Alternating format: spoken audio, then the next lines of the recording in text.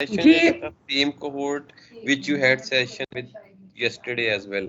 Thank you very much, आप करवा दें शुरू। बिल्कुल, Okay, thank you. okay, participants, time to start our first session of today, and our resource person, Dr. Najma Najam, is here with us. She already had session with you yesterday, and today she will talk about conflict management and negotiation skills. Over to you, ma'am. You can start the session, and I'm yes, also going to unmute the mics of the हाँ please participants so kindly, they can coordinate with you. Kindly, thank you, thank you very much everyone. अस्सलाम वालेकुम। और आज हम बात करेंगे, जो topic है उस पर, conflict management and negotiation skills.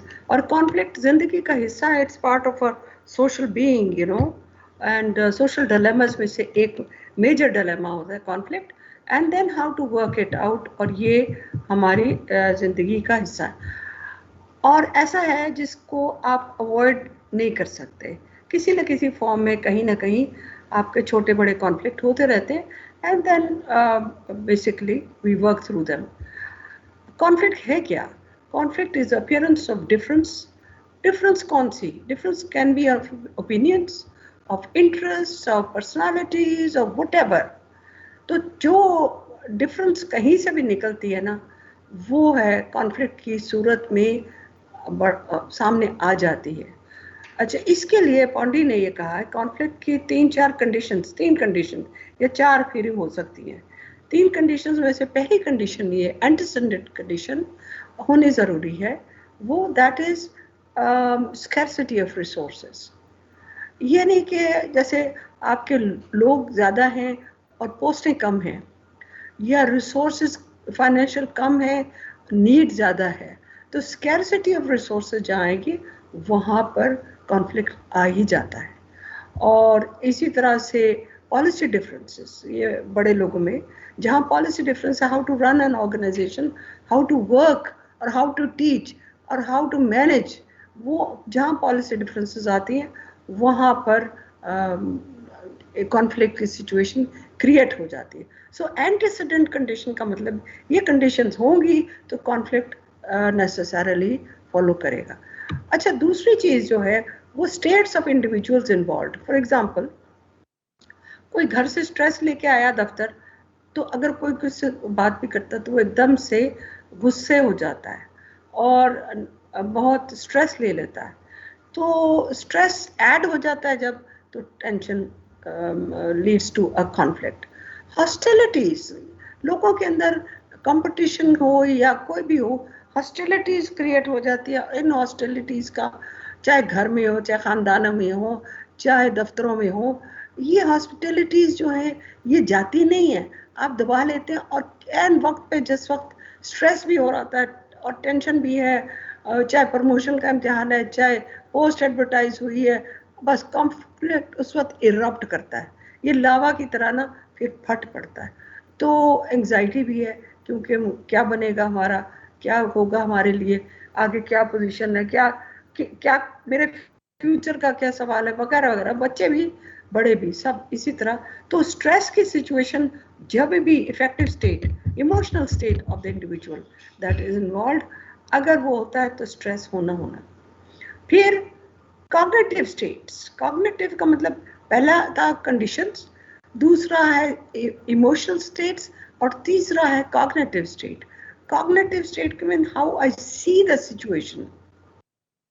If I see it negative, if I see a strong hostility or I sense it, I perceive it, तो मैं फिर, this becomes a conflict state, और मेरी जो सोच है वो मुझे लीड करती है। और ये ऐसी बड़ी दफ़ा ऐसा हुआ है, कॉग्निटिव स्टेट्स सिचुएशन ना भी हो, लेकिन चूंकि मैंने सोचा, क्योंकि मेरे दिमाग में ये बात आई, क्योंकि मुझे समझ ये आई कि ये मेरे लिए हॉस्टाइल है, या मेरे लिए ये गलत कर रहा है और मेरे लिए सही नहीं है, और इनको मैं बार बार समझाती हूँ या समझाता हूँ और ये सुनते नहीं है, तो मेरी हॉस्टिलिटी बनती है, क्योंकि because I perceive them as being creating conflict for me. इसके साथ बिहेवियर चेंज आता है, और बिहेवियर चेंज किसी का, आप देखते हैं कई लोग होते हैं ना, वो कहते रहते छोड़ो क्या करना है, छोड़ो क्या करना है, मैंने नहीं इसको, I am not going to respond to it. लेकिन एक दिन आता है वो कहता बस बहुत हो गई। तो जब उनका बिहेवियर चेंज होता है from passive resistance to overt aggression, वो कहेगा बस अब आपने मुझे कुछ नहीं कहना, अब मैं बहुत अरसे से सुनता आ रहा हूँ, अब मैं नहीं सुनूंगा। तो वहाँ जब चेंज ऑफ बिहेवियर होता है तो आप समझ लीजिए कंडीशन ज़रूरी है, दूसरे इमोशनल स्टेट्स इंसान का, और तीसरा कॉग्निटिव सोच, और चौथा उसका बिहेवियर चेंज। कॉन्फ्लिक्ट की 3-4 किस्में हैं जिनको अगर आप देखें तो कॉन्फ्लिक्ट, ये प्लीज अपना माइक बंद कर दीजिए।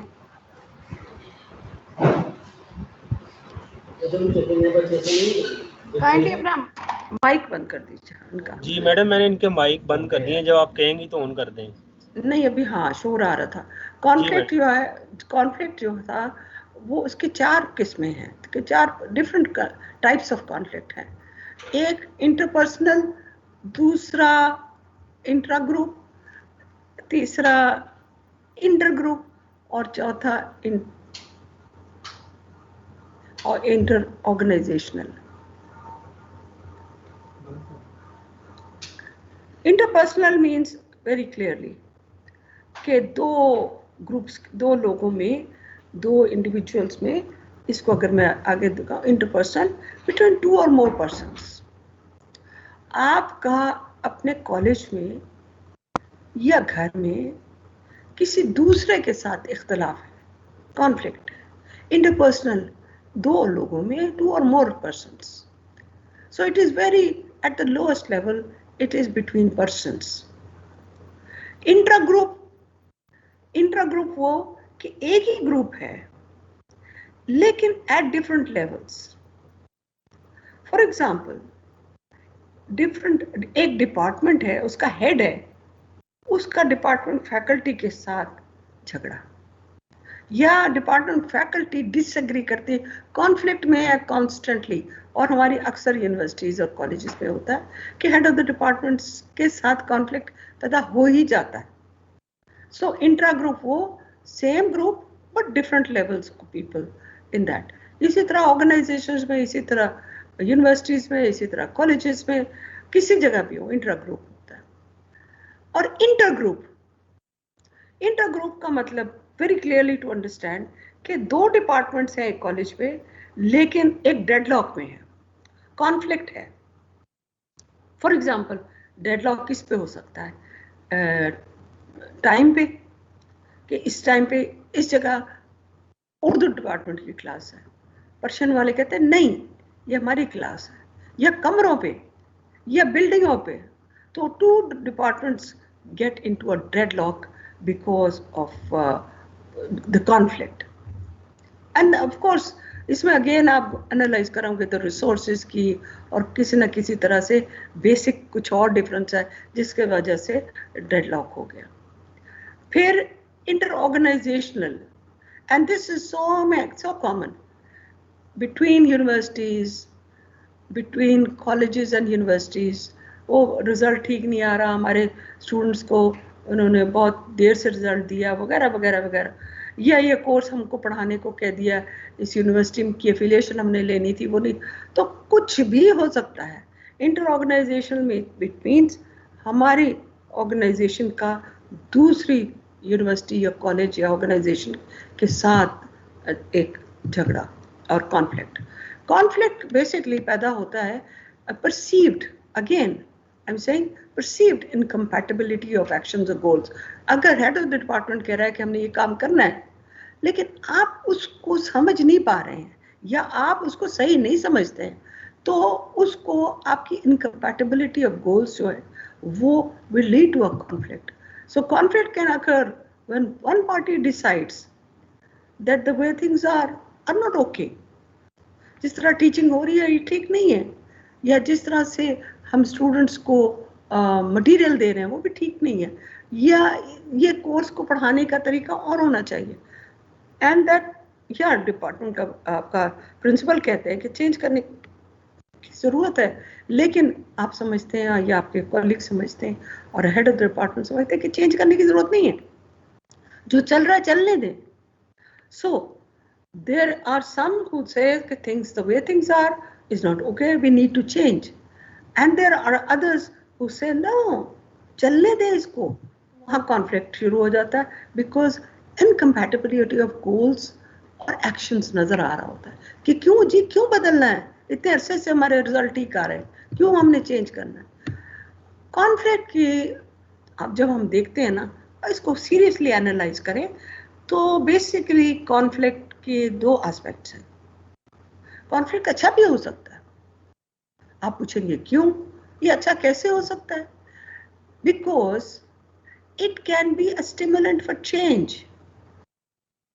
नई चीज करने के लिए कॉन्फ्लिक्ट के अंदर से ये एक आइडिया पैदा होता है और उन आइडियाज को फिर आप आगे ले जा सकते हैं.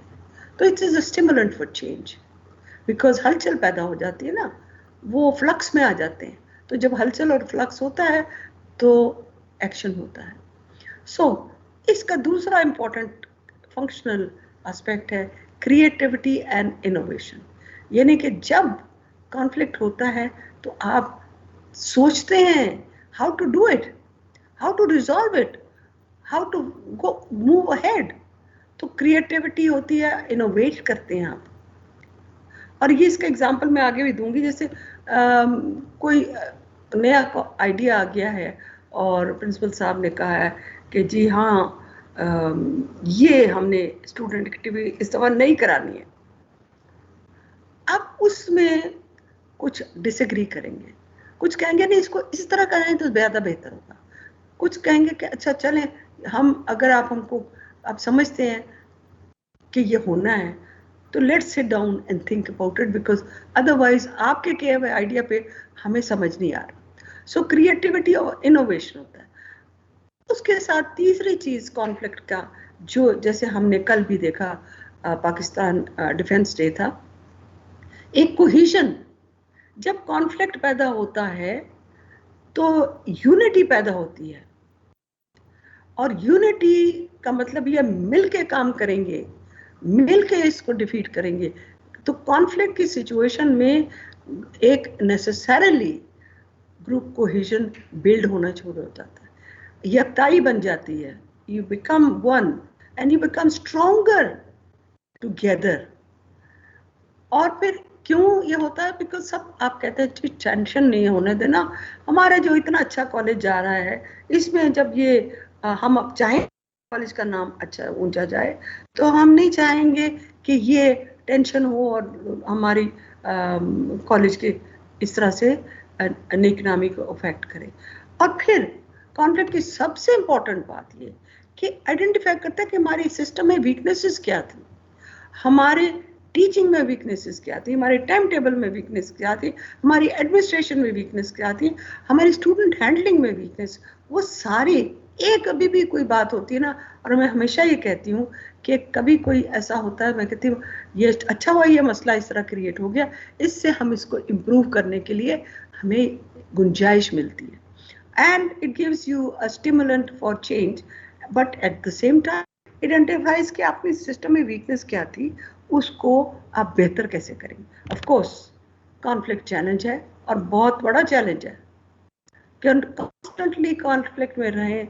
अब हम अपने मुल्क को देख लें, किसी और मुल्क को देख लें, पड़ोसी मुल्क को देख लें, conflict is a challenge and everybody move to make the challenge, to improve upon the challenge, to break the deadlocks. तो फंक्शनल एस्पेक्ट तो ये है कि पॉजिटिव इसमें चीज़ें निकल सकती हैं. लेकिन डिसफंक्शनल एस्पेक्ट अगर आप देखें तो प्राइवेट सेक्टर में अगर कॉन्फ्लिक्ट कंटिन्यूअस रहता है मैनेजर का अपने वर्कर्स के साथ, अपनी टीम के साथ, तो होगा ये कि कोई ये में कहेगा जी मैं नहीं यह काम कर सकता, मैं रिज़ाइन करके जा रहा हूँ. हमारे गवर्नमेंट सेक्टर कॉलेजेस में भी ये होता है, या उसमें कहते हैं जी मुझे यहाँ पर रिज़ाइन, मैं ट्रांसफ़र की रिक्वेस्ट आप कर देते हैं कि जी यहाँ मैं काम नहीं कर सकता, आई am not doing my best, और ये मैं यहाँ फिट नहीं हो रहा वगैरह वगैरह. तो डिसफंक्शनल एस्पेक्ट का मतलब ये कि अच्छे लोग you lose people. फिर tensions create होती हैं, and tensions are not good for an organization because they can chip away at the unity by creating what dissatisfaction. कि जी काम करने का मजा नहीं आ रहा. ये इस मैं पिछले कॉलेज में भी बहुत I use to do so much. यहाँ आके हमें ये करने को मिल रहा है, ये कहने को कहा जाता है, आई एम नॉट सेटिस्फाइड. हम खुश नहीं क्योंकि हमें अपना फुल पोटेंशियल नहीं हम यहाँ इस्तेमाल कर सकते. सो डिससेटिस्फैक्शन है. और फिर distrust between various levels of college teachers, between staff, between principal, between head of the department. ये डिस्ट्रस्ट एक दफा क्रिएट हो जाती है ना कॉन्फ्लिक्ट की वजह से. हर दफा कहेंगे कि पिछली दफा इन्होंने मेरे साथ ये किया था. गोल डिस्प्लेस हो जाता है because you, instead of reaching and working together to achieve the best for the college or for the organization, for the university, what you're doing is अपने आप को आप continuously बचाने की कोशिश करते हैं conflict से. तो इससे क्या होता है? इससे जो organization है, चाहे college है, चाहे university है, चाहे department है, उसकी weakening हो जाती है और वो उसकी स्ट्रेंथ खत्म हो जाती है. बड़े बड़े माशाल्लाह मैंने देखे हैं बहुत आउटस्टैंडिंग स्कॉलर्स, लेकिन जब वो कॉन्फ्लिक्ट में पड़ जाते हैं तो वो डिपार्टमेंट भी, जब यूनिवर्सिटी की बात करें, डिपार्टमेंट भी वीकन हो जाता है और प्रोडक्टिविटी कम हो जाती है, स्टूडेंट डिससेटिस्फाइड होते हैं वगैरह वगैरह. कॉन्फ्लिक्ट के कॉजेज क्या हैं? कॉन्फ्लिक्ट का पहला कॉज है कंपटीशन. हमारे यहाँ जो लोग कहते हैं ना कंपटीशन क्रिएट कर दोगे तो बहुत अच्छा परफॉर्मेंस होगी. नो, कॉन्फ्लिक्ट्स आप क्रिएट करते हो when you inject competition into a situation. और दूसरी, ये मैं आगे जाके भी इसकी बात करूंगी, परसीव्ड इनजस्टिस, कि मेरे साथ नाइंसाफी हुई है, ये मेरा हक बनता था, मेरे साथ नाइंसाफी हुई है, यहाँ कॉन्फ्लिक्ट होना ही होना. मिसपरसेप्शन, मिसपरसेप्शन का मतलब ये कि परसीव आपने गलत किया, एक्चुअली सिचुएशन कोई और थी, लेकिन आपने चूंकि उसको मिसअंडरस्टैंड किया, मिसपरसीव किया, कॉन्फ्लिक्ट हो गया. अब ये है सिचुएशन जहां पर कॉन्फ्लिक्ट होता है. दो लोग एक दूसरे के बीच में, चूंकि वो या कंपटीशन है या मिसअंडरस्टैंडिंग है या इनजस्टिस है कि उसको मिल गया मुझे नहीं मिला, तो ये आपके कॉन्फ्लिक्ट सिचुएशन क्रिएट कर देता है. और कॉजेस क्या हो सकते हैं ये भी बात करेंगे. एक पहली बात ये है कि परसीव्ड ब्रीच ऑफ फेथ. दो बड़े बहुत अच्छे दोस्त हैं, आप कहते हैं उनमें लड़ाई कैसे हो गई? इसलिए कि वो एक उनमें से समझता है कि मैंने इसको जो अपने फेथ में, अपनी ट्रस्ट में, या रिश्ते हैं, रिश्तों में भी घर में आपके अजीज हैं या जहां भी कोई भी हो, and where there is perceived breach, देखिए मेरे इसने इतबाद को या इतमाद को ठोक कर लगाई बाय ये जो भी किया उन्होंने. ब्रीच यानी जरूरी नहीं कि ब्रीच हो, लेकिन परसीव्ड, किसी ने आके कहा कि वो तुम्हारे बारे में ये कह रहा था, फौरन आप कहते अच्छा, मैं तो उसको बड़ा अच्छा दोस्त समझता था. So perceived breach of faith and trust between individuals can lead to conflict. Then there is an unresolved disagreement that has escalated to an emotional level. अब याद रखिए कि इसमें डिसएग्रीमेंट होना बुरी बात नहीं है, क्योंकि आप पढ़े लिखे लोग हैं सारे, तो अपने अपने आइडियाज हर एक के मौजूद होते हैं. एक आप हेड ऑफ डिपार्टमेंट की मीटिंग में या प्रिंसिपल साहब मीटिंग कॉल करते हैं, आप मीटिंग में डिसएग्री कर रहे होते हैं किसी बात से, और आपका शायद लॉजिक भी है टू डिसएग्री, लेकिन देन यू बिकम इमोशनल. और प्रिंसिपल साहब कहते हैं आप बैठ जाएं, मैंने आपको बार बार कहा बैठ जाए, आपने आपकी बात मैंने सुन ली. आप कहते हैं आप मेरी बात सुन नहीं रहे, सो मैं यहाँ से मीटिंग छोड़ के जा रहा हूँ. राइट. सो अनरिजॉल्व्ड रही ये डिसएग्रीमेंट. अगर वहां रिजॉल्व हो जाता तो ये एस्केलेट ना होती. अब ये रहेगी in the baggage that you carry with you. So any unresolved disagreement, चाहे मैं जैसे मीटिंग की बात की है, कुछ भी हो सकता है। और स्टूडेंट्स का भी, एक स्टूडेंट्स के साथ भी, स्टूडेंट्स आपस में भी अनरिजॉल्व डिसएग्रीमेंट, आप कहते हैं नहीं बैठ के बच्चों आराम से बात कर लो, वो unresolved, then things gets really conflictual. उसके बाद मिसकम्युनिकेशन, आपको हेड ऑफ द डिपार्टमेंट की तरफ से मैसेज आता है, कोई पीएन लेके आता है कि जी ये करने, मिसकम्युनिकेट हो जाता है, तो आपको नहीं पता कि एग्जैक्टली क्या चाहिए था। और प्रिंसिपल साहब कहते हैं मैंने आपको कहा था, हेड ऑफ द डिपार्टमेंट कहते मैंने आपसे कहा था, और आप कहें जी मुझे नहीं समझ आई कि क्या एक्सपेक्टेशन, वहाँ कॉन्फ्लिक्ट बनना ही बनना है। और फिर पर्सनालिटी क्लैशेस तो होती है, लोग डिफरेंट होते हैं एक दूसरे से, और कई बहुत स्ट्रॉन्ग पर्सनालिटीज होती हैं जो हर दफा चाहती हैं कि हमारी बात सुनी जाए, और कई दफा लोग फिर wherever there are personality clashes, there are conflicts. And then there are differences in acquired values. हमारे सब इंडिविजुअल, हर एक का बैकग्राउंड फर्क है, हर एक ने जो सीखा है जिंदगी में वो फर्क है, हर एक को जो पढ़ा है जिंदगी में वो फर्क है, हर एक के तजुर्बात फर्क है। तो हमारे वैल्यूज, हमारी इन सब चीज़ों से बचपन से लेके अब तक और आगे भी वो वैल्यूज आपके एक्वायर्ड होते हैं। और आप कहते हैं, दूसरा एक आपको कहता है छोड़ो चीटिंग करने दो, कोई बात नहीं, नोट्स दे दिए हैं बस उसमें से लिख लेंगे। आप कहते हैं नहीं ऐसा तो नहीं होता, ये तो we are teachers, we can't do that. तो कहते हैं छड्डो जी, सब जगह यही हो रहा है ना। सो डिफरेंसेस इन एक्वायर्ड वैल्यूज होते हैं। फिर अंडरलाइंग स्ट्रेस एंड टेंशन, चाहे कॉलेज में है चाहे घर में है, चाहे घर में कॉलेज का टेंशन लेके आते हैं, चाहे कॉलेज में घर का टेंशन लेके आते हैं, वाइस वर्सा। वो अगर अंडरलाइन स्ट्रेस और टेंशन है तो वो कॉन्फ्लिक्ट बनेगा ही बनेगा। That is ripe ground for conflict. And there are some strong egos जो समझते हैं कि सिर्फ मैं ही सही हूं और मेरी बात अगर ना सुनी गई तो बिल्कुल तहस नहस कर दूंगा सबको। ये ईगो प्रॉब्लम्स बहुत मैंने भी तजर्बे में देखा कि कई लोगों को बहुत डेलिकेटली हैंडल करने की जरूरत होती है, because ego is so sensitive किसी का कि वो कहेंगे नहीं आपने सुना ही नहीं, मैं इतना पढ़ा लिखा, मेरी आपने बात नहीं सुनी, मैं खानदान में सबसे पढ़ा लिखा, आपने मेरी बात नहीं सुनी, वगैरह वगैरह।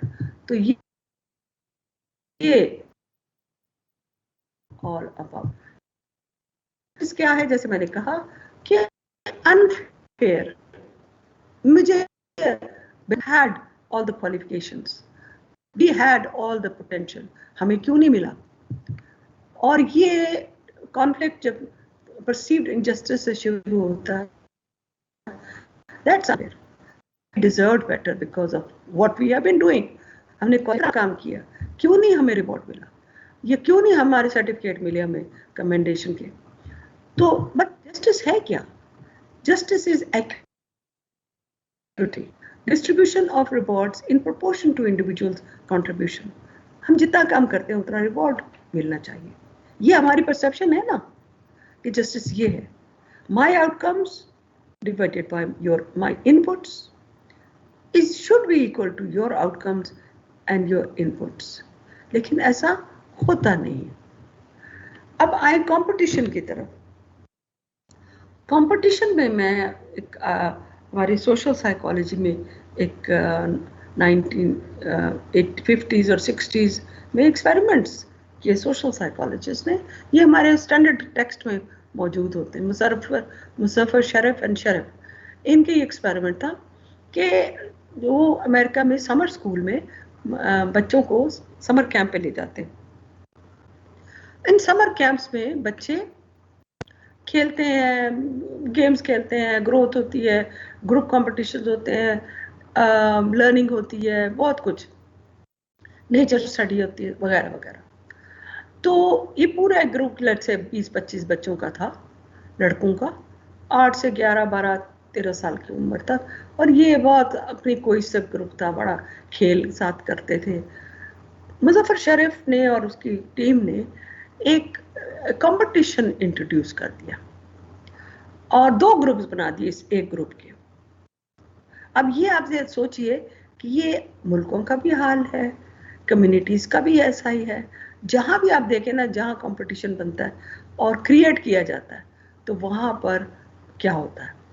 अब ये इन्होंने ग्रुप ए एक 8-10 लड़कों का बना दिया, ग्रुप बी 8-10 लड़कों का बना के उन्होंने कहा कि अब आप में कंपटीशन है, क्योंकि एंड में एक ट्रेजर मिलेगा आपको, उस जंगल में छुपा हुआ ढूंढना है आपने, और जो जीत गया उसको वो ट्रेजर मिल जाएगा, और जो हार गया उसको नहीं मिलेगा। अब ये सिंपल इतनी सी बात डालने से क्या हुआ कि ग्रुप ए और ग्रुप बी जो पहले दोस्त थे, मिलकर खेलते थे, वो दो बिल्कुल इंटेंसली डिफरेंट ग्रुप्स बन गए। ग्रुप ए ने कहा कि हमने ग्रुप बी को जीतने नहीं देना, और ग्रुप बी ने कहा हमने ग्रुप ए को हरा के दिखाना है, और जो हम आपस में बात करते हैं वो उनको नहीं बतानी, ये सीक्रेट है हमारी। और उन्होंने बिल्कुल इसी तरह, ग्रुप ए ने भी इस तरह रिएक्ट किया, और उन्होंने कहा वो बुरे लोग हैं, ग्रुप बी बुरा है। ग्रुप ए वाले कहते, ग्रुप बी कहते ग्रुप ए वाले हमारे दुश्मन हैं। अब इसमें ये एक बात तो पॉजिटिव हुई कि सब ने जो इन ग्रुप कोई सिमनेस है नहीं, ग्रुप बी जो है वो जितने 8-10 लड़के थे वो बहुत यूनाइटेड हो गए in their working together and in the pride that we are group A, group B. इसी तरह ग्रुप ए वालों में भी बहुत in group cohesiveness, unity, togetherness and pride कि हम ग्रुप ए हैं और हम इनको हरा के देखें। और दूसरे के मतलब इतना हो गया कि वो जहाँ इकट्ठे खेला करते थे, अब एक दूसरे पे पत्थर मारने लग गए, और एक दूसरे छुप के जो काम कर रहे हैं तो सीक्रेट बैठे हुए हैं, तो ग्रुप बना हुआ, वो किसी को पता ना चले। इससे इतना कॉन्फ्लिक्ट हो गया कि फाइनली मुजफ्फर शरीफ एंड शरीफ ने सोचा कि ये ख़त्म करें एक्सपेरिमेंट।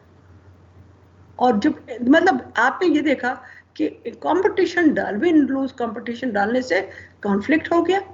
अब उन्होंने देखा ये इतना कॉन्फ्लिक्ट है, तो साइकोलॉजिस्ट का काम है कि फिर एक्सपेरिमेंट कर लेना। उन्होंने वापस उन ग्रुप को जोड़ दिया, कहना जी आप सब एक हैं, आप सबके लिए ट्रेजर मौजूद है, आप सबको मिलेगा। लो जी, एक इतनी सी बात थी कि आहिस्ता आहिस्ता आहिस्ता वो जो ग्रुप ए और बी की दुश्मनी बन गई थी और नेगेटिविटी बन गई थी, वो आहिस्ता आहिस्ता डिसिपेट कर गई। और इसी तरह से जिम्बाब्वे ने एक एक्सपेरिमेंट किया था 1970s में, और जिम्बाब्वे साइकोलॉजिस्ट था, उसने अपनी एक क्लास को लेके उसने कहा कि ये मेरी क्लास है, इसमें से सारे क्लास फेलोज थे। उसने कहा देखो मैं एक एक्सपेरिमेंट करना चाह रहा हूँ। तो अमेरिका में होता है कि एक्सपेरिमेंट करने के लिए अगर आप लैब में अपना साइन अप करते हो तो आपको थोड़ा क्रेडिट मिल जाता है। तो उन्होंने सबने स्टूडेंट्स ने साइन किया और होता था। तो इसमें 2 ग्रुप्स उसने बनाया, एक बनाया जेलर्स का और एक बनाया कैदियों का। और उसने जेलर्स को जेलर्स की यूनिफॉर्म दे दिए, और उनको वो डंडे वंडे जो कुछ भी देते थे वो दे दिए, और कैदियों को कैदियों का यूनिफॉर्म दे दिया, और उन्होंने कहा कि आज से आप कैदी हो, आज से आप जेलर हो। और यूनिवर्सिटी के ही नीचे कमरों में कैद खाना बना दिया, यानी एक जेल बना दिया। और उसके बाद उसने कहा मैं इनको ऑब्जर्व करता हूँ, और हमारी साइकोलॉजी के क्लासिक केसेस में है कि how not to do research. उसने तो 1970 में इतना पता नहीं था, तो उसने कर दिया। उसका नुकसान ये हुआ कि जो कैदी थे वो बेचारे कमरों में बंद, और जेलर जो है खाना अपनी मर्जी से दे रहे हैं और गालियां दे रहे हैं उनको, डंडे मार रहे हैं उनको, वही क्लास फेलोज जो एक दिन पहले तक उनके साथी थे, उनके साथ बैठते थे।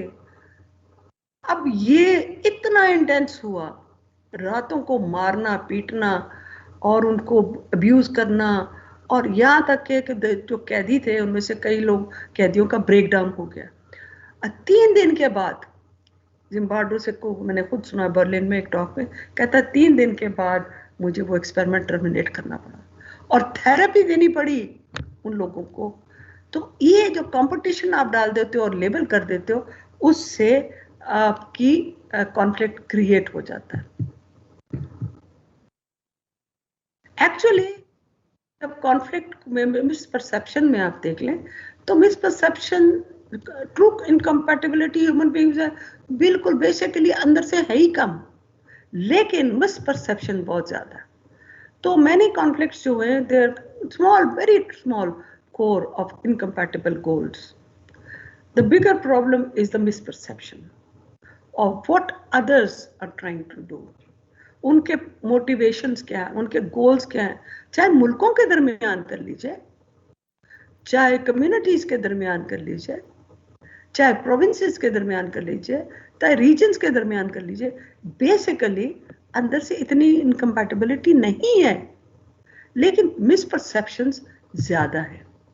और उसका मिसपरसेप्शन से ये होता है कि लोग एक दूसरे से पीठ मोड़ लेते हैं, दूसरे को दुश्मन कर डालते हैं, कॉन्फ्लिक्ट क्रिएट हो जाता है। कॉन्फ्लिक्ट की और वजूहात भी हैं। how does these are psychological variables, how does conflict come into being? पहला है self serving bias, which is individuals and groups, हर अच्छे डीड की तो क्रेडिट हम अच्छे हैं, दूसरा बुरा है, और बुरी चीजें हमने नहीं की, वो उनकी वजह से हुई है। सो सेल्फ सर्विंग बायस ये यूज अपने मकसद के लिए एक बायस है towards oneself and one's group. दूसरा है सेल्फ जस्टिफिकेशन, जो गलत काम करते हैं, जैसे आपको सेकेंड वर्ल्ड वॉर में इतने टॉर्चर किए, इतने मारे गए, हमारे अपने लोगों के भी आप कहानियां सुनते हैं पार्टीशन के, तो आप कहते हैं कि उन्होंने इतने जुल्म किए, वो कहते हैं हमने जुल्म किए लेकिन हम जस्टिफाइड थे। So it inclines, self justification inclines people to deny कि हमने कोई गलत काम किया। फिर तीसरा है fundamental attribution error. Attribution error means दूसरे को, जिस तरह वो बच्चों का ग्रुप था ना, दूसरे को बुरा समझना और समझना कि वो ईवल है। You attribute negativity to the other, and this is a fundamental attribution error। या हर जगह आप ग्रुप्स में ले लीजिए, कम्युनिटीज में ले लीजिए, मुल्कों में ले लीजिए, you see the other side as hostile and having an evil disposition।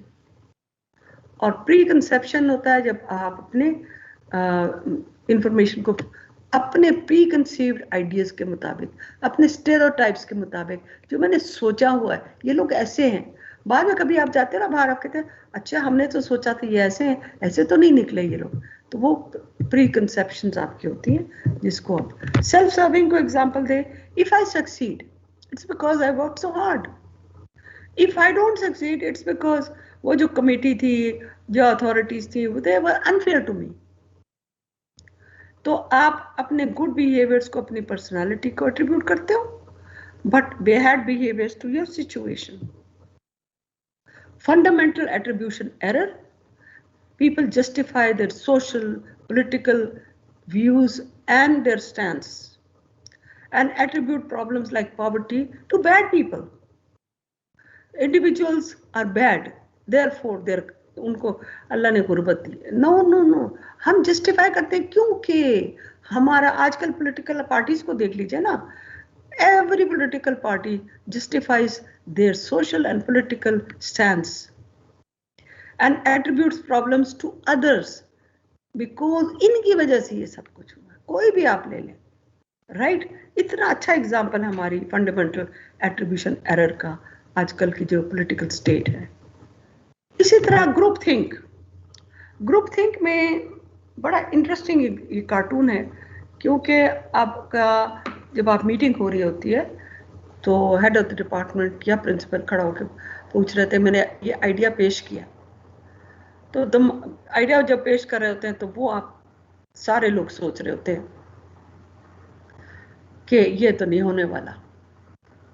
Of course आप ये ना, you got to be kidding.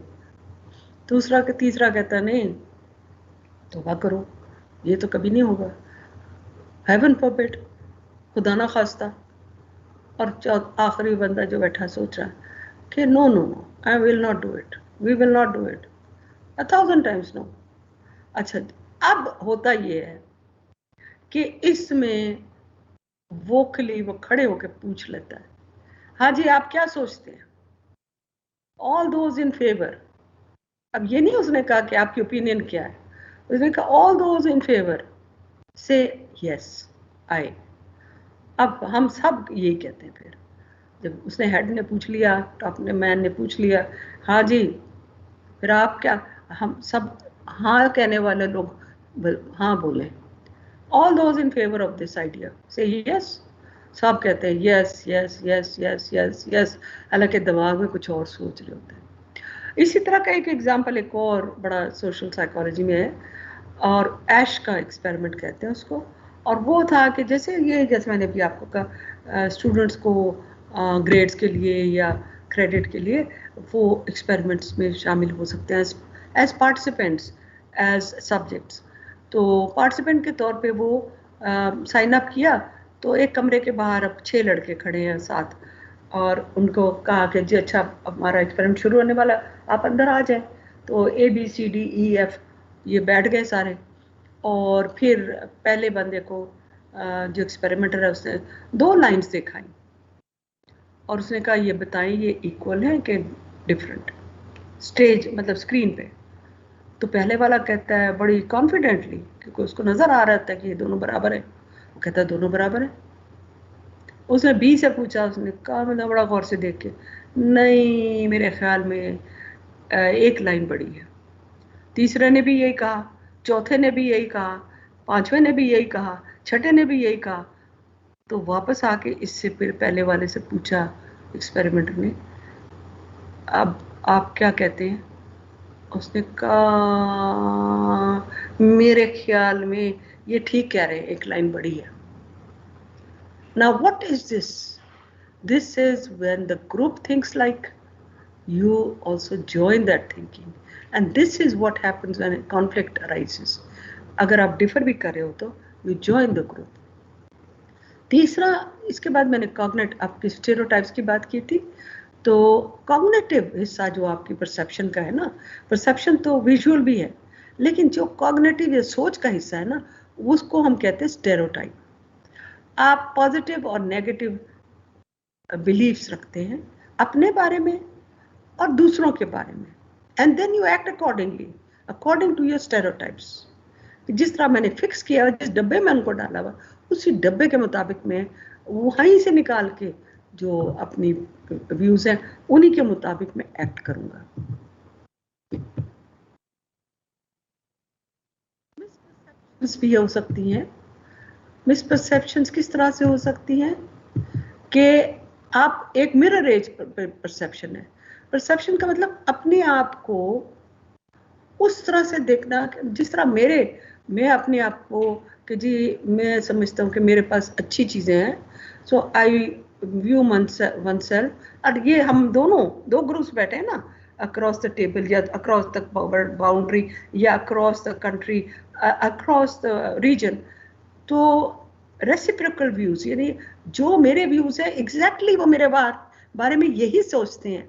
अगर मैं ये सोचता हूँ कि वो नेगेटिव है, वो भी यही सोच रहे थे ये नेगेटिव है, और मैं ये सोच रहा हूँ कि मैं अच्छा हूँ, तो वो भी यही सोच रहे हैं कि हम अच्छे हैं। So reciprocal views of one held by parties in conflict. For example, one may see themselves as moral and peace loving. Other, हम दूसरे को evil और aggressive देखते हैं। On the other hand, बिल्कुल यही चीज मिरर इमेज में हमें वो इस तरह देखते हैं कि हम नेगेटिव हैं, ईवल है, अग्रेसिव है। और ये आप देख लीजिए मुल्कों के दरमियान रोज आपको खबरों में दिखाई देता है कि वो हम तो बहुत अच्छे हैं, वो ईवल है। चाहे अक्रॉस द बाउंड्री हो, वेस्टर्न बाउंड्री, ईस्टर्न बाउंड्री, किसी तरफ भी देख ले तो यही हमें नजर आता है। फिर मिसपरसेप्शंस आती हैं, तो इसके साथ साथ ये चली भी जा सकती है। बहुत इंटरेस्टिंग बात है कि मैं एग्जांपल देती हूँ, जैसे वर्ल्ड वॉर 2 वो यूरोप के मुल्क लड़ मरे, लाखों में एक दूसरे के मार दिए लोग, और कॉन्फ्लिक्ट इतना बड़ा कि दुनिया में कॉन्फ्लिक्ट हो गया, वर्ल्ड वॉर्स एक हुई, दूसरी हुई। और इंटरेस्टिंग बात ये कॉन्फ्लिक्ट मिसपरसेप्शन से हुआ ना, और फिर ये जो कि अपीयर हुआ, इसी तरह से जब पीस ट्रीटी साइन हो जाती है तो कॉन्फ्लिक्ट्स खत्म हो जाते हैं, आहिस्ता आहिस्ता कम हो जाते हैं। जैसे हमने देखा कि यूरोप ने एक होने की ठान ली कि नहीं, हमने लड़ना नहीं, हमने एक होना, तो अपने कॉइन्स भी एक, फ्लैग भी एक, उनकी पार्लियामेंट भी एक, सब कुछ एक हो गया। तो ये कॉन्फ्लिक्ट के साथ जब कॉन्फ्लिक्ट खत्म होता है तो ये मिसपरसेप्शन भी खत्म हो जाती, कम हो जाती। इसी तरह से अगर आपने एनिमी क्रिएट करना हो तो इमेज को रिवर्स कर दो, और अगर दोस्त बनाना हो तो उस इमेज को पॉजिटिव कर दो। एंड ये हुआ है। और यहाँ तक कि जहाँ मुझे याद है कि जब अफगान वॉर शुरू हुई या रशिया ने वो हुआ, तो अब मुजाहिदीन का, जहाँ तक मुझे याद पड़ता है, यूनिवर्सिटी ऑफ नेब्रास्का वालों ने बताया कि हमने पूरी तस्वीरों के साथ कायदे बनाए बच्चों के लिए, जिसमें दिखाया कि रशियंस जो हैं वो बुरे हैं और उनको हमने मारना है और वगैरह वगैरह। यानी कि वो क्रिएट किया वहाँ से एक मिसपरसेप्शन, और परसेप्शन पॉजिटिव रखा। माचिसों के डिब्बियों पे भी जब आया तो एक इतना मतलब क्रिएट करने वाली बात है ना, ये सारे हम जो ब्रेन वॉश करने का तरीका होता है। फिर breach of trust and faith, ये जब आपकी कहीं भी हो या मुल्कों के दरमियान बॉन्ड्स टूटे हों या ट्रीटीज खत्म हो जाएं, तो वो it can create an emotional response which can on the personal level lead to a conflict, झगड़े। और इसमें झगड़ा जहाँ होता है ना, कहाँ, जब आपकी बहुत ज़्यादा दोस्ती हो, बहुत ज़्यादा रिलेशनशिप डीप हो, आप कहते हो कि मैं आप इतना, मैं आपको ट्रस्ट करता था, मैं सोच नहीं सकता था कि आप ये करेंगे। So that is when the breach, चाहे ब्रीच आपकी ट्रू हो या परसीव्ड हो, लेकिन when a trusting relationship of confidence and security is broken, that breaks and unleashes strongest emotion. दुश्मनी, दोस्तों में सबसे कहते हैं जी बहुत अच्छे दोस्त थे, अब तो इनकी दुश्मनी, बैठ के चाय नहीं पी सकते, एक जगह बैठ नहीं सकते। क्यों? क्योंकि ब्रीच ऑफ ट्रस्ट हुआ। और ब्रीच स्ट्रॉन्गेस्ट इमोशंस, याद रखिए, मैं बार बार ये कह रही हूँ कि इमोशंस इसमें इन्वॉल्व आ जाती हैं। जहाँ इमोशंस इन्वॉल्व होते हैं वो कॉन्फ्लिक्ट बनता है। एस्केलेटेड डिसएग्रीमेंट, अब ये नया चीज़ है। जैसे मैंने पहले कहा, डिसएग्रीमेंट्स आर नॉर्मल, हम पढ़े लिखे लोग हैं और हर एक के अपने व्यूज हैं, डिसएग्रीमेंट्स आर नॉर्मल। लेकिन जैसे स्टाफ मीटिंग में से खड़े होकर कोई कहता है कि मेरी डिसएग्रीमेंट मैं नहीं कर सकता इनसे बात, ये मेरी बात नहीं सुनते, सो दे लीव इट, छोड़ के चले जाते, मीटिंग के बाहर निकल जाते हैं। अब उसके साथ क्या होता है कि आपके दिल में भी एज हेड ऑफ डिपार्टमेंट या आपके प्रिंसिपल जो हेड कर रहे थे या चेयर कर रहे थे, वो जब आपके अंदर भी अनरिजॉल्व रहेगी, उनके अंदर भी अनरिजॉल्व रहेगी, और एसोसिएटेड फीलिंग जो थे, इमोशन थी, वो दे रिमेन इन फोर्स, वो अंदर काम करते रहती है इमोशंस, नेगेटिविटी। और फिर जब कभी दोबारा मीटिंग होती है तो आप फिर खड़े होकर कहते हैं हमारे बात करने का कोई फायदा नहीं है क्योंकि आप हमारी बात सुनते नहीं है। Now, so what happens is when disagreements are left unresolved, और unresolved का मतलब ये कि वहाँ उसको डाइल्यूट कर देना और समझ लेना, अच्छा जी आप बात ठीक कह रहे हैं, इसके ऊपर हम दोबारा बात करेंगे और आपकी बात जो है उसमें वजन है वगैरह वगैरह, तो उसको रिड्यूस कर दें, डाइल्यूट कर दें, इमोशंस को डाइल्यूट कर दें। तो अगर नहीं तो ये फिर वापस विथ फोर्स वापस आएगी। इसलिए it is important to resolve disagreements and not let them fester, पकड़े ना दें उसको। मिसकम्युनिकेशन क्या है?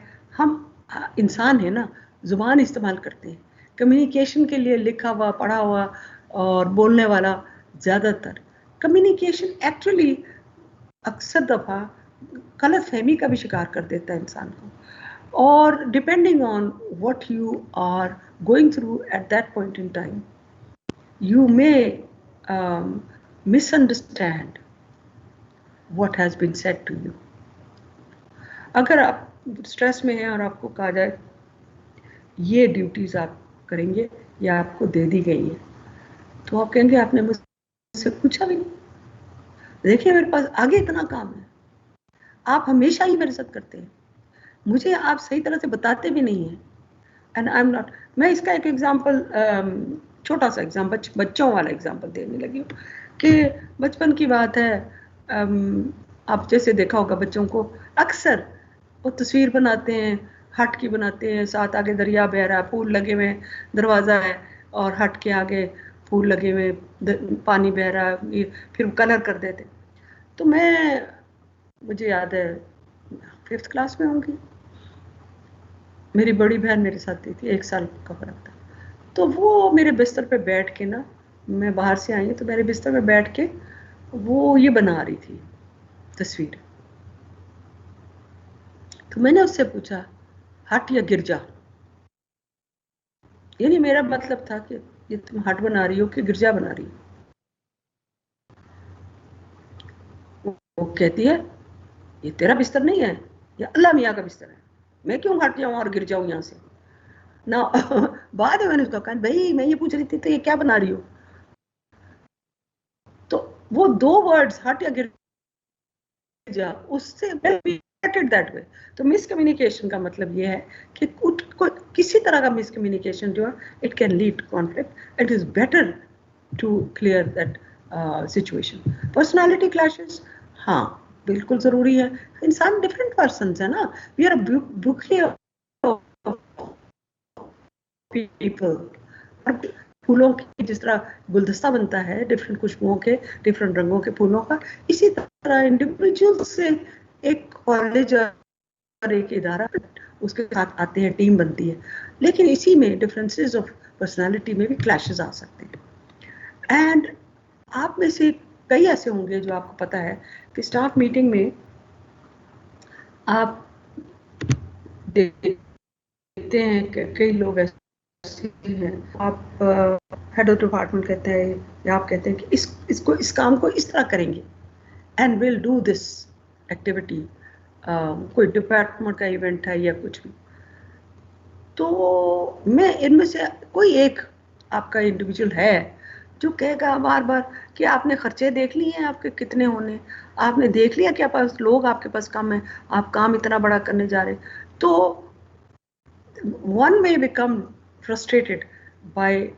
your attempt to bring out the details and you say ये unnecessary details है, we'll work them out while we get to them, and I में दूसरे से कि ले देखे जी एनालिसिस किया नहीं, काम करने चले, आगे जाके मुश्किलें उनको होंगी।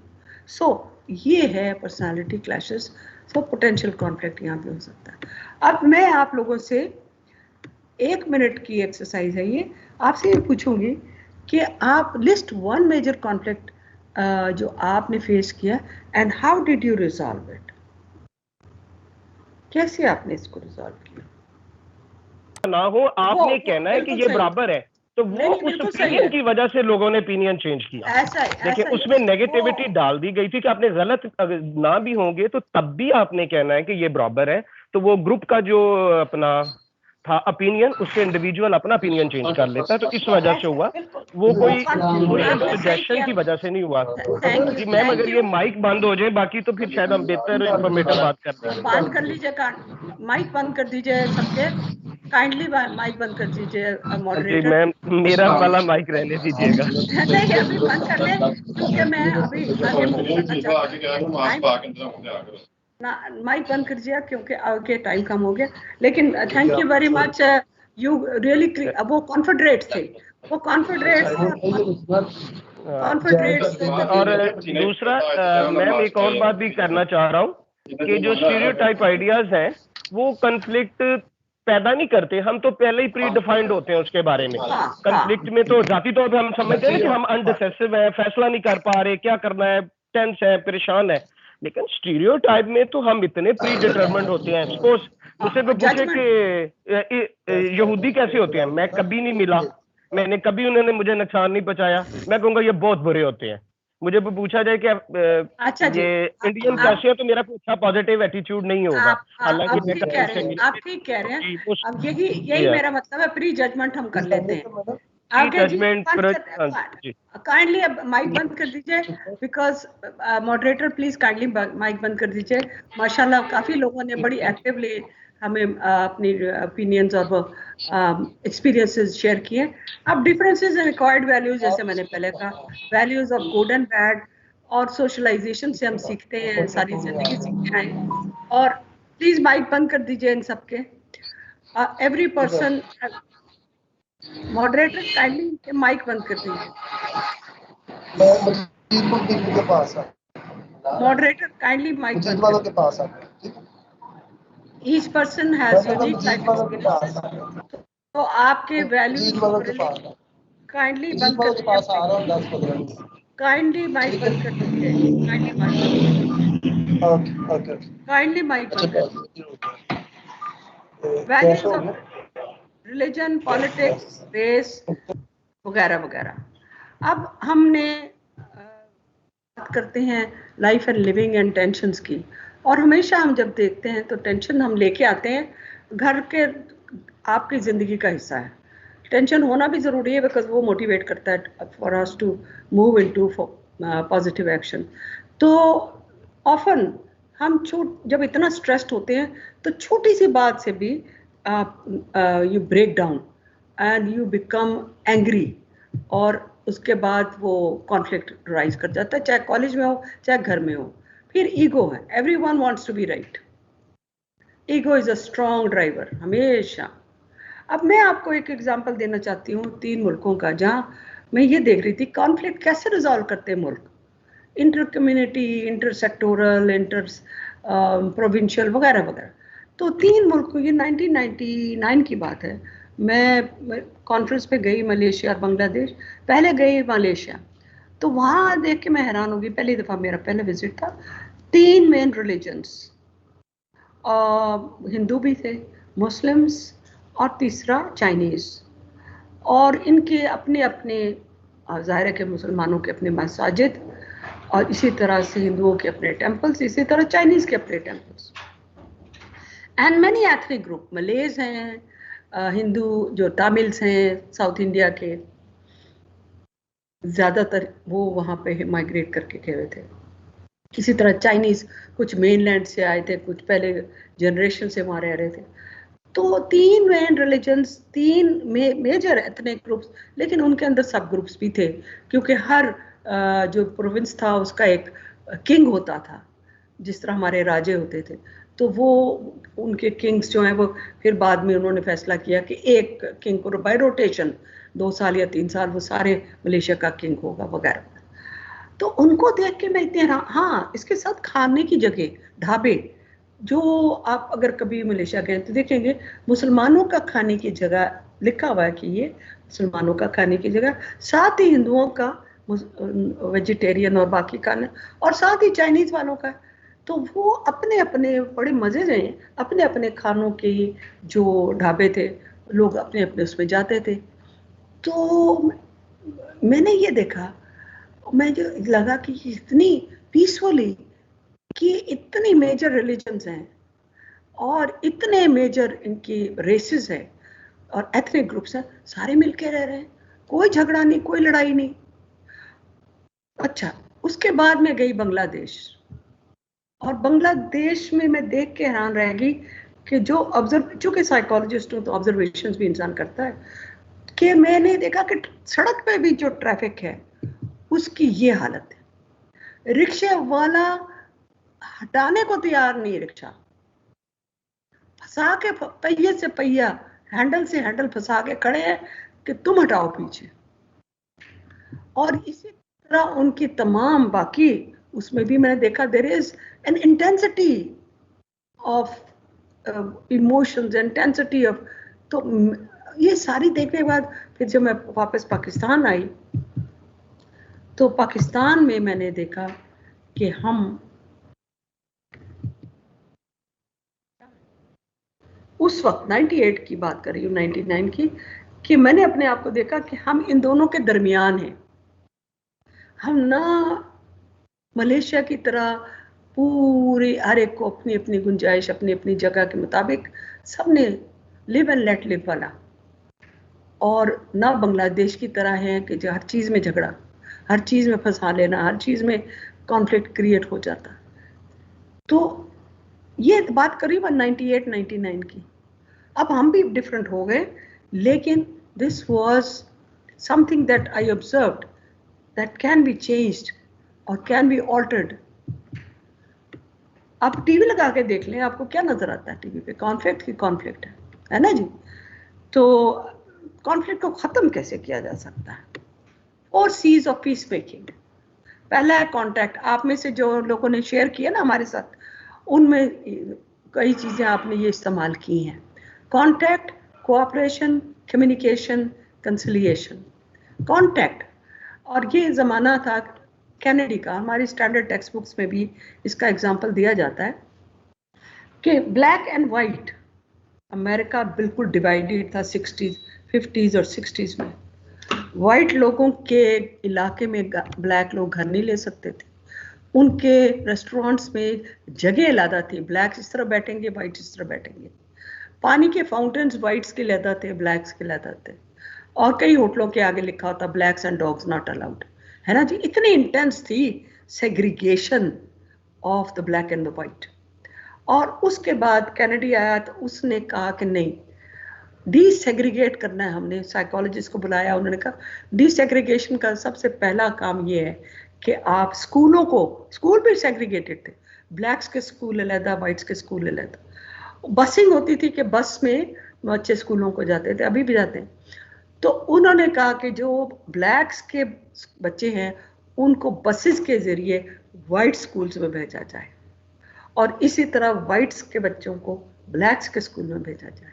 सो बसिंग करनी शुरू की to create a contact and to desegregate United States of America and to create opportunities for being together. और ये डिसेग्रीगेशन का मैंने आपको एक्सपेरिमेंट बता दिया, ये क्रिएट किया। कॉन्फ्लिक्ट रेजोल्यूशन की जो याद रखिएगा हमेशा, जैसे आपने भी किया कि स्टूडेंट्स को एंड कॉलीग्स को एज पार्टनर्स लिया, कोऑपरेशन आपने जाहिर की एक दूसरे के साथ, और एनालाइज किया problem to resolve the conflict. ये जो बड़े अच्छे एग्जांपल्स आपने दिए, क्या आपने एनालाइज किया कि इस कॉन्फ्लिक्ट को रिजॉल्व करने का बेहतरीन एक्चुअली है क्या, कहाँ से अराइज किया और कैसे इसको हम खत्म कर सकते हैं। एंड वो focus on a win win strategy which means सब जो है वो उनके, you resolve conflict so that nobody loses, ना उनकी रेपुटेशन, ना उनकी आइडियाज, ना उनकी जो भी। सो विन विन का स्ट्रैटेजी इस्तेमाल करें और कोशिश करें कि दूसरे को सपोर्ट करें। जैसे आपने स्टूडेंट्स को कहा और आपने कहा कि अच्छा बच्चा चल गया तो मैं किसी को बताऊंगा नहीं, कॉम्प्लीमेंट्री, उन्होंने भी आपने वो, they will respect you for it, the students भी। डोंट डू दैट कि जी अपने आप को ओपोनेंट्स के तौर पे देखिए, चाहे स्टूडेंट्स हैं चाहे कॉलीग्स हैं, and don't attack people for in a situation कहते तुम ही नहीं, तुमने ये काम किया, तुम गलत थे। नो, अपने आप को फिर डिफेंड करना पड़ जाता है। Don't react negatively and don't shut down relationships. हम अक्सर ये करते हैं, हम तो इन हैसल कॉम ये करते हैं ना, दरवाजे बंद कर देते हैं, नहीं करने चाहिए। एंड डोंट बी, और ये जो अच्छे लोग, अच्छे लीडर्स हैं, अच्छे टीचर्स हैं, वो रिजल्ट अच्छा आया, कहा जी मैं माशाल्लाह मैंने बड़ा अच्छा पढ़ाया, नहीं, स्टूडेंट्स ने भी बड़ा काम किया। So don't take all the credit by focusing only on achieving your goal. तो कॉन्फ्लिक्ट जो है रेजोल्यूशन की 3-4 तरीके होते हैं, और ये सारे आप कर सकते हैं। जहाँ जहाँ झगड़े हैं उस झगड़े की बुनियाद को ख़त्म करते हैं, एलिमिनेट एडवर्सरियल कॉन्फ्लिक्ट। कई दफ़ा आप नहीं कर सकते, कई दफ़ा लेकिन आप रिजॉल्व तो कर सकते हैं ना। तो promote concept of win win, enable meeting, of all parties' needs and follow due process. मेरी स्ट्रैटेजी जो आपकी मैं बता रही हूँ, listen very carefully and effectively. अब लिसन का मतलब ये नहीं कि कान से सुन लिया. हम साइकोलॉजिस्ट को सिखाया जाता है कि आंखों से तो, कानों से तो सुना, आंखों से देखो क्या क्यूज पिक कर रहे हो, नॉन वर्बल क्यूज क्या है. So listen effectively. Body language क्या है, listen effectively. Identify exactly what is the point of disagreement and express what you want very clearly, and see the conflict as an opportunity for growth and focus on issues without generalizing or escalating the situation. इसमें छोटा सा एक example मैं दूंगी. जब मैं नई नई गिलगित गई हूँ, मुझे गए हुए 15 दिन थे हुए, तो मैं देखा तो शोर मच रहा बाहर. एक स्टूडेंट ग्रुप, नाम नहीं लेती, किसी भी सेक्ट का ग्रुप, उन्होंने कहा जी चीज़ें तोड़ रहे हैं, फोड़ रहे हैं, और फिर तोड़ते फोड़ते वीसी ऑफिस तक आ गए और गमले उखाड़ दिए. मेरा 2nd फ्लोर पे दफ्तर था और दरवाजे खिड़कियां टूट रहे. मैंने पहले तो भेजा सिक्योरिटी को, वो सिक्योरिटी वाला पहले चुप के बैठ गया. मैंने कहा अच्छा मैं खुद जाती हूँ. मैंने जाके उनको कहा कि आपकी झगड़ा किस बात का, मुझे बताओ, मैं तुम्हारी माँ की जगह, मेरी बात मुझे सुनाओ, मुझे I don't know what this is all about. वो सारे बैठ गए. बैठ के कहने लगे हमने ये एप्लीकेशन दी थी कि हमने ये दिन मनाना है, और किसी ने कोई जवाब नहीं दिया. आज 20 दिन हो गए, 15 दिन 20 दिन, और हम उसको कहते रहे ऑफिस दफ्तरों में जा जाके कि हमें इसका जवाब तो दो. किसी ने जवाब नहीं दिया. मैंने रजिस्ट्रार साहब का पता कराया, वो दरवाजे बंद. वहाँ कुछ ऐसी सिचुएशन हो जाती थी कि सारे गायब हो जाते थे. अब मैं अकेली खड़ी हूँ और मैंने कहा देखो मसला क्या था. उन्होंने कहा ये मसला था. मैंने कहा आपने दिया, हाँ जी एप्लीकेशन दी थी. मैंने कहा मेरे तक तो नहीं आई. चलो अब यहाँ फैसला करते हैं कि स्टूडेंट एडवाइज़र एक बनाते हैं और स्टूडेंट एडवाइजरी ग्रुप बनाते हैं. उसमें आप हर ग्रुप का, हर सेक्ट का एक बच्चा एज लीडर शामिल हो, और आप जो कहते हैं ना कि हमें ये दिन मनाने की इजाज़त हो, तो एक हम कर लेते हैं. अब ये seeing this as an conflict, as an opportunity for growth. इन्हें स्टूडेंट एडवाइजरी पहले थी नहीं, तो एक स्टूडेंट एडवाइज़र और स्टूडेंट एडवाइजरी कमेटी काउंसिल बनाई, और वहाँ से फिर उनके बाद हमने कहा जो जो है अपने अपने, अगर आगा खान की अपने बर्थडे मनानी है वो भी, अगर किसी ने कोई दिन बनाना है किसी बड़े का, वो भी एक जगह मुकर्रर कर देते हैं, और आप एप्लीकेशन देंगे, उसके कोड ऑफ कंडक्ट बनेगा, आप उसके मुताबिक इसको वो कर लीजिएगा. लो जी कहानी खत्म. वाकई में वो 200-250 लड़का जो शीशा तोड़ा था, गमले तोड़ा था, और वो सारे गायब हो गए थे. जितने बड़े ऑफिसर्स थे यूनिवर्सिटी के, उन्होंने कहा ये संभाले आई है बाहर से, ये हो गया. And we created that, and then all parties, all religious sects got an opportunity to express themselves. और हमने एक जगह मुकर्रर कर दी यूनिवर्सिटी से बाहर कि यहाँ पे आप कर सकते हैं, और एक कोड ऑफ कंडक्ट को फॉलो करेंगे. सो कॉन्फ्लिक्ट रेजोल्यूशन टेक्निक्स में बेसिक ये है, attack the problem not the person. जैसे आप में से कुछ एग्जांपल आपने दिए, आपने इंडिविजुअल को नहीं पिन पॉइंट किया, प्रॉब्लम क्या था उसको पिन पॉइंट किया. सो और फिर सबकी आपने ओपिनियंस और परसेप्शंस ली, and try to respect each point of view without judgement. ये बात है ना, जजमेंट नहीं करनी. जजमेंट आ जाती है, इमोशंस आ जाते हैं. And concentrate on interest, not positions. The position is the outcome you're interested in getting, resolution. है ना जी? And your interest is why you want that outcome. You want a peaceful campus. You want a peaceful classroom. You want everybody to win. And you focus on starting to find solutions and come up with options which can, both sides can win. जैसे मैंने आपको example दिया वो students का. And cooperate. अब झगड़ा पड़ना होता है तो इसी तरह पढ़ते हैं, लेकिन रिजॉल्व भी कर सकते हैं. कॉन्फ्लिक्ट मैनेजमेंट की बहुत सारी टेक्निक्स हैं, आपने की हैं ये. मैं आपको सबसे पहले ये बताऊं कि ट्राई टू आइडेंटिफाई, आप सीनियर पोजीशंस में जाने वाले हैं, ऑर्गेनाइजेशनल ग्लिच, प्रोसीजर ग्लिच हमेशा, कई एज वाइस चांसलर भी मुझे कभी कभी कोई लोगों में आपस में कॉन्फ्लिक्ट नजर आता था, मैं कहती थी इसमें कहीं प्रोसीजरल या रूल्स का क्लैरिटी नहीं है, तब ये इशू बना। जहाँ क्लैरिटी होती है वहाँ ग्लिच नहीं बनता और कॉन्फ्लिक्ट नहीं बनता। दूसरा, locate the glitch and D escalated और डीपर्सनलाइज हमेशा। मुझे याद है फातिमा जिन्ना यूनिवर्सिटी में लड़ते भिड़ते आ रही है साइकोलॉजी डिपार्टमेंट, मैंने कहा नहीं नहीं, डीपर्सनलाइज, इमोशंस निकालो इसमें से and let's solve the problem, what exactly is the problem. And ये जो डीपर्सनलाइज करते हो तो इशू वहाँ खत्म हो जाता है, because then you can resolve the problem with more rationally. So control your emotions and be rational, give yourself time to respond, otherwise things can get worse अगर आप इम्पल्सिवली रिस्पॉन्ड करते हो। अब दूसरे के पर्सपेक्टिव को समझना जरूरी है। सो कॉन्फ्लिक्ट रेजोल्यूशन कैसे होता है? बाय कन्वेइंग इंफॉर्मेशन इफेक्टिवली, कि मुझे एग्जैक्टली क्या चाहिए था, आपको एग्जैक्टली क्या चाहिए था, दोनों तरफ से। And being sensitive to people's feelings, जैसे मैंने किया कि सुनी उनकी बात, क्योंकि मुझे पता था कि ये इस वक्त बहुत उसमें हैं, इमोशनल हुए हुए और एक बड़े इशू के ऊपर सेंसिटिव हुए। बी पोलाइट, जैसे मैंने कहा कि मैं आपकी माँ हूँ, मैं आपकी माँ की जगह हूँ, आप मुझे बताएं तो मैं आपका बात सुनती हूँ, बजाय कहने के लिए तुम लोग क्यों आ गए हो शोर मचाने के लिए वगैरह वगैरह। No, and avoid gossip. कभी भी गॉसिप करना तो मतलब ये कि एस्केलेट कराना ही कराना है, नहीं करनी। Stay within the boundaries and accurately try to interpret people's emotions, कि ये क्यों इतने इमोशनल हुए में, एक्चुअली बेसिक बात क्या है, and calmly arrive at resolutions.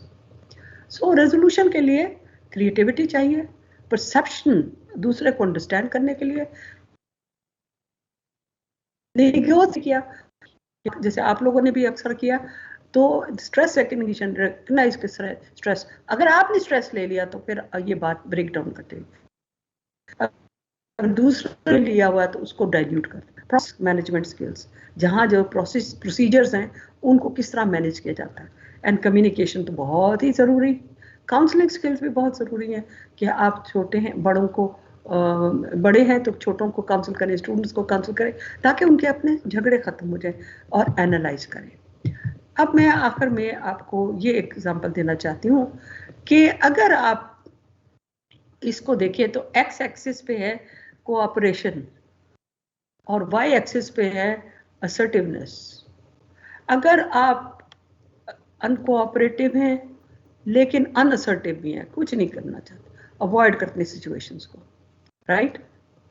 दूसरी तरफ आप अनकोऑपरेटिव हैं लेकिन असर्टिव नहीं है, तो दूसरा जो है वो जीत जाता है।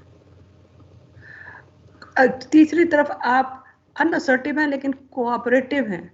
कोऑपरेटिव का मतलब आप अकोमोडेट कर देते हैं हर एक को, लो जी अच्छा टाइम टेबल में टाइम चाहिए, ले लें जी, आप कर लें जी, तो वो अकोमोडेट कर देते हैं। ड्यूटी आपको दी जी, थैंक यू जी, मैं कर लूँगा, कर लूँगी, है ना। और उसके बाद है, अगर आप बॉक्स ऊपर देखें कोलैबोरेशन का, उसमें सब जीते, सब मिलके काम करते हैं। और नीचे दरमियान में जो है कॉम्प्रोमाइज, कॉम्प्रोमाइज में विन एंड लूज है, you give and take a bit, थोड़ा सा लिया थोड़ा सा दिया तो सिचुएशन बन गई। तो इसमें इसको हम दोबारा देखें तो अचीविंग गोल्स में इंपॉर्टेंस ऑफ रिलेशनशिप एक तरफ है, अचीविंग गोल्स वाई एक्सिस पे।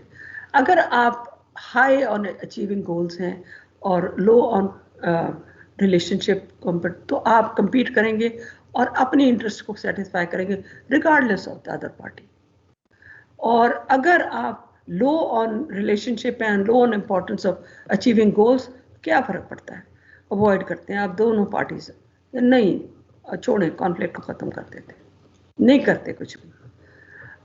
अगर आप कोलैबोरेट कर रहे हैं तो दोनों पार्टीज विन करती हैं, मिल के काम करते हैं जी, इसको अच्छा फंक्शन बनाते हैं, ठीक है, ये अच्छा कोर्स टीच करते हैं, हम दोनों मिलके इसको, आप ना ये कि आप लें या मैं लूं, हम दोनों को टीच कर लेते हैं, है ना जी, तो कोलैबोरेशन आ गई। कॉम्प्रोमाइज मीन्स अच्छा आप ये कोर्स ले लें या आप ये क्लास सुबह की ले लें, मैं आफ्टरनून की क्लास ले लूँगा, कॉम्प्रोमाइज़ हो गया। और अकोमोडेटिंग के हमेशा एक आदमी कहेगा कि नहीं दूसरे मुझे ना मैं हमेशा अकोमोडेटिंग होता हूँ, वो कुछ करना चाहते हैं तो करते रहें जी, क्या फर्क पड़ता है। So my relationship with you is high value, लेकिन इम्पोर्टेंस ऑफ अचीविंग गोल्स, मेरे अपने लिए गोल्स इतने इम्पोर्टेंट नहीं है। मैं आपको आखिर में सिर्फ ये बताना चाहूँगी कि ये एक तस्वीर है। इस तस्वीर को देख के आपको क्या जहन में आता है? एक दरिया है, ये है कुनहार, ऊपर बाबूसर टॉप को जाते हुए। ये मैंने तस्वीर ली थी क्योंकि ये इतना खौफनाक दरिया है। पहले तो इस पे पुल नहीं होते थे, अब इस पे पुल भी हैं। ये पुल और ये दोनों बंद, ये क्या आपको बताते हैं? आप में से कोई शेयर करेगा या कोई कमेंट करेगा? माइक खोल दीजिए जरा। व्हाट डू यू से? Yes, anybody?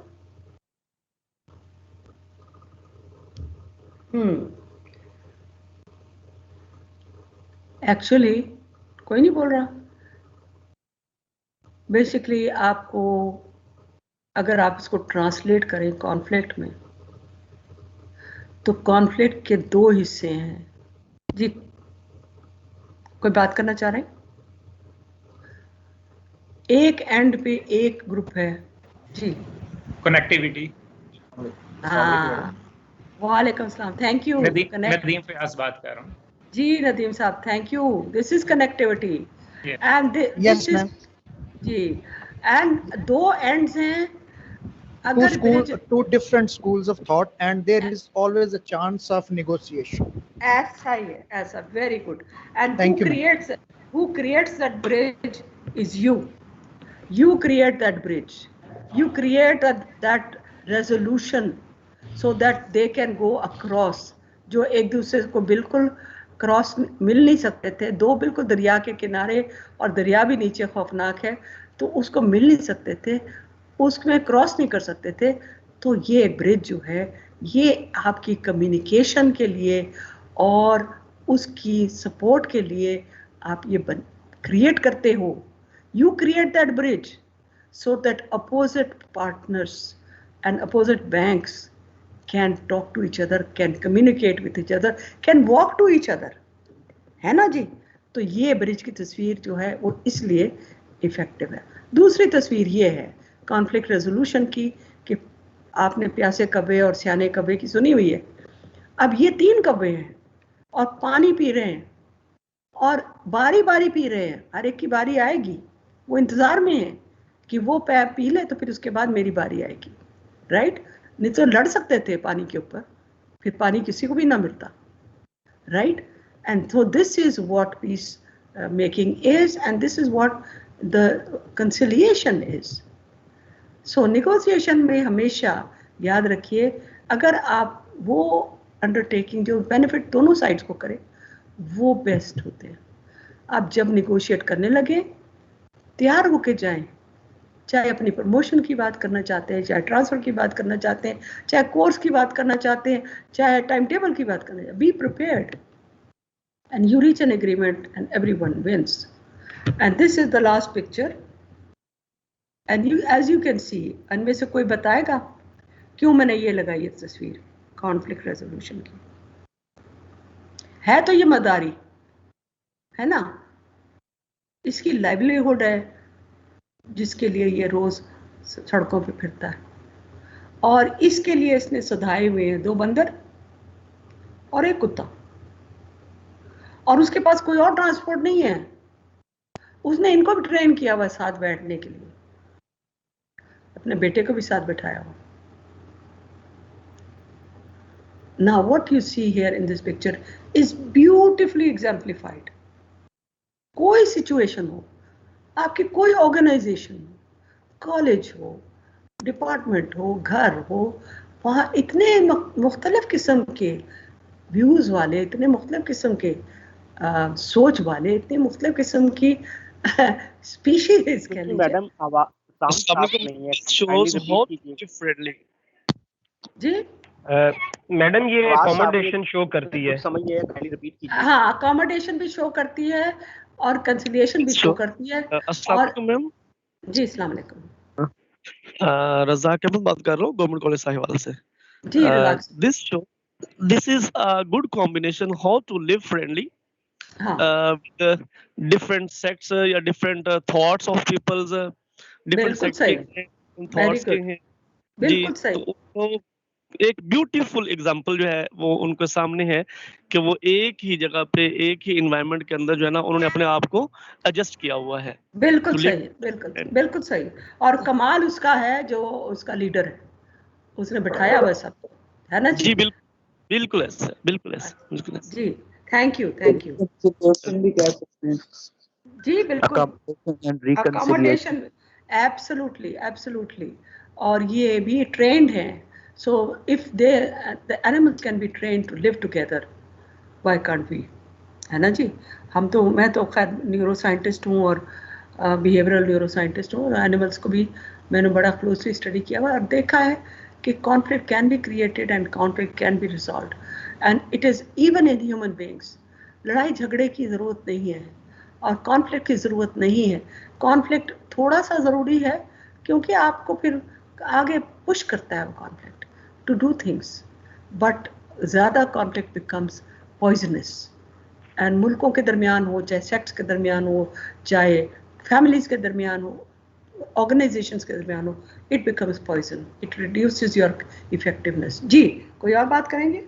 जी मैम, अगर इसमें थोड़ा सा ऐड कर लें कि जी हमने जितनी भी कॉन्फ्लिक्ट्स के बारे में बात की है इंट्रा ऑर्गेनाइजेशंस या इंट्रा ग्रुप्स वगैरह के दरमियान, तो क्या हमें थोड़ी इस बारे में बात नहीं करनी चाहिए थी कि ये कॉन्फ्लिक्ट तो जब सबसे पहले इंडिविजुअल के अंदर पैदा होती हैं, वहाँ उसकी जब बिलीव्स पैदा हो जाते हैं, स्टीरियोटाइप पैदा हो जाते हैं, उसका एक एटीट्यूड बन जाता है, तो तब वो ग्रुप में जाके रिएक्ट करता है। तो हाँ। ऐसा क्यों ना किया जाए कि जो इंडिविजुअल के अंदर हो रहा है वहीं उसे खत्म कर दिया जाए, तो ये सोसाइटी में ट्रांसफर ही नहीं होगी। नहीं वो आप बिल्कुल सही कह रहे हो, होता अंदर से ही है लेकिन क्रिएट किया जाता है। जैसे मैंने आपको बताया था ना, यूनिवर्सिटी ऑफ नेब्रास्का वालों ने किताबें लिख दी थी क्रिएट करने के लिए एक व्यू पॉइंट, और ये मैम ये हमारा मेरा ख्याल है सोशलाइजेशन का जो प्रोसेस है वो वहीं भी पे है, हमारे ये वो सारा भी है, कुछ वहीं बन जाता है, बिलीव्स बन जाते हैं वो भी और है। वो एटीट्यूड्स लेकिन- बन जाते हैं, तो फिर हम वो लेकिन- रिएक्ट करते हैं जाके ग्रुप्स के अंदर और वहाँ इन्वेस्ट कर देते हैं। एग्जैक्टली लेकिन आपने कभी देखा है गौर से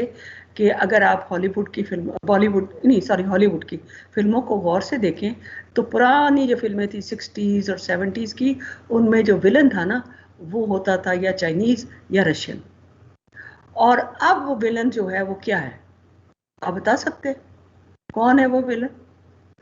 क्रिएट करते हैं, and it is not just कि जी आप खुद बना रहे होते हैं, वो बड़े बड़े ट्रेंड साइकोलॉजिस्ट हैं जिम्बार्डो जैसे,